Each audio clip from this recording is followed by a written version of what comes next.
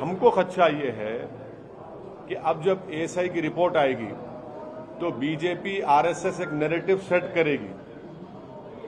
Allahabad high court का order आने से पहले उत्तर प्रदेश के चीफ मिनिस्टर ने ये बात कही थी कि बिल्डिंग पुकार कर बैन दे दिया। वो नैरेटिव सेट कर रहे थे। अब जैसा एएसआई का रिपोर्ट आएगी, नैरेटिव सेट किया जाएगा पूरे देश में। उसके बाद मुझे को खदशा ये है, हम उम्मीद करते कि ना हो। हमको सुन लीजिए, हमको खदशा है कि कहीं 23 दिसंबर ना हो जाए, हमको खदशा है कहीं 6 दिसंबर ना हो जाए। खदशा है, एप्रीहेंशन जिसको बोलते हैं इंग्लिश में, वो है हमको। और हम नहीं चाहते कि ऐसे कई बाबरी मस्जिद के इश्यूज खुल जाएं। और आखिर में आपको याद दिला रहा हूं पर्सनली, आप थे, हमारे दोस्त थे और आप भी थे।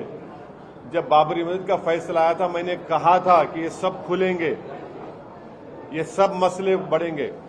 और आखिर में हम आपको बताना चाह रहे कि बाबरी मस्जिद राम मंदिर के सुप्रीम कोर्ट के जजमेंट में आप लोग पैराग्राफ नंबर 102 पढ़ लीजिए, पैराग्राफ नंबर 103 पढ़ लीजिए, पैराग्राफ नंबर 105 पढ़ लीजिए, जिसमें सुप्रीम कोर्ट ने क्या कहा प्लेसेस ऑफ वर्शिप एक्ट के बारे में। प्लेसेस ऑफ वर्शिप एक्ट है क्या कि किसी भी समुदाय के रिलीजियस प्लेस का रिलीजियस कैरेक्टर ना बदला जाए। अब ये जो सर्वे होगा, इससे उस मस्जिद का रिलीजियस कैरेक्टर बरकरार रहेगा या बदल दिया जाएगा। जो योगी आदित्यनाथ ने कहा वो बात, वो कि रिलीजियस कैरेक्टर को रखने की बात थी या मस्जिद में से नमाज खत्म करने की बात उन्होंने की।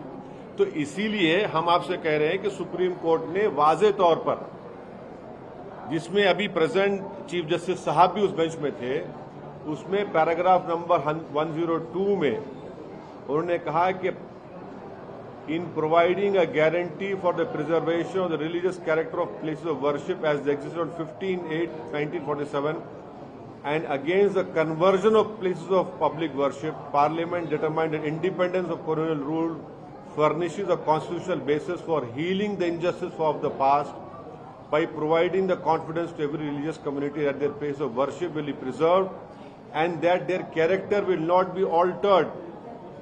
फिर अगर आप देखेंगे पैराग्राफ नंबर 103 में, the law speaks to our history and to the future of the nation, cognisant as we are of our history and of the need for the nation to confront independence for the watershed movement to heal the wounds of the past.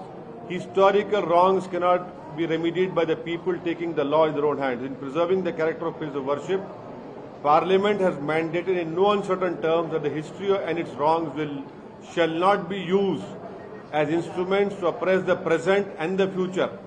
आप paragraph number 5, माफ करना आपका time ले रहा हूं मैं, इसमें उन्होंने वही बात कही थी। तो ये इसीलिए हमने ये ट्वीट किया था। लेकिन वहाँ पर जैसे है कह रहे हैं कि और संवैधानिक संस्थाएं अपना काम कर रही हैं, आप उस पर भरोसा नहीं कर रहे हैं। आप यानी कि कहीं न कहीं जुडिशरी और संवैधानिक संस्थाओं के सवाल उठा रहे हैं, उंगली उठा रहे हैं। नहीं, ये आपकी राय है, मेरी राय वो नहीं है। तो आप संशय क्यों जाहिर कर रहे हैं? अरे भाई देखिए, दूध के जले छाछ को भी फूक कर पिएंगे ना। 23 दिसंबर 1949 को हुआ, फैक्ट है, कोई डिनाई नहीं कर सकता। 86 को हुआ, कोई डिनाई नहीं कर सकता, ताले खोले गए। 6 दिसंबर 1992 हुआ, जिसको सुप्रीम कोर्ट ने कह दिया, उसको एग्रीग्रियस कहा, उन्हें अंग्रेजी का वर्ड इस्तेमाल किया। डेमोलिशन को एग्रीग्रियस कहा सुप्रीम कोर्ट ने। इसीलिए तो मैं कह रहा हूं कि हमको खदशा है कि भाई नैरेटिव सेट करके आप 23 दिसंबर ना कर दें, आप 6 दिसंबर ना कर दें। तो आप कहना ये चाह रहे हैं कि संवैधानिक संस्थाओं नहीं, बिल्कुल नहीं, मैं वो नहीं कह रहा हूं। मैं तो बराबर उनको सुप्रीम कोर्ट की हो, लोअर कोर्ट हो, डिस्ट्रिक्ट कोर्ट हो, हम इज्जत करते हैं, उनको मानना पड़ेगा हमको। मैं आपको सिर्फ तारीख में क्या हुआ था वो आपको बता रहा हूं, और हम भी नहीं चाहते कि ऐसा बाबरी मस्जिद इशू खुल जाए।